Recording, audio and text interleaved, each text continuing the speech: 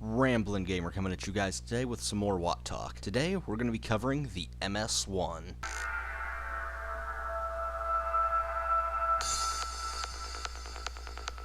The MS-1 seems to be a fan favorite for Tier 1 tanks, and it is easy to see why. Let's jump right into this thing. Starting off as usual, we'll talk about the bad parts of this tank. Easily the biggest downside to the MS-1 is its speed. Though it isn't really a huge problem, it is still very annoying. This tank also doesn't have the best view range, meaning that you're going to be relying on your allies to spot things for you a lot. And when your allies are other Tier 1s who have no idea what they're doing, this isn't a good thing. Other noteworthy problems include the aim time, and it does have the lowest HP of all the Tier 1 tanks, which is unfortunate because it means all this tank's good armor probably won't be helping you out very much. Making up for this tank's cons is a list of good things about this tank. This tank has the second highest armor of the Tier 1 tanks, only behind the W.o.T.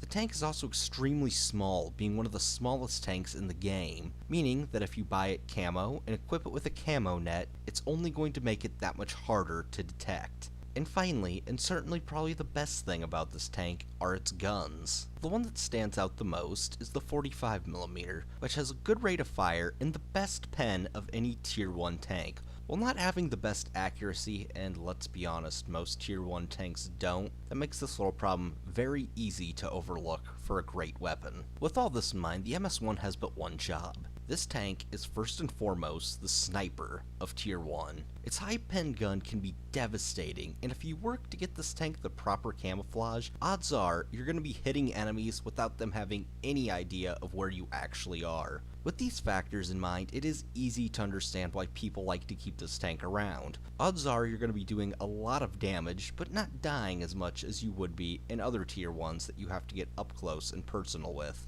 Again, not a lot to talk about with these Tier 1 tanks. As always, this has been Ramblin' Gamer with W.o.T Talk. Watch out for bears.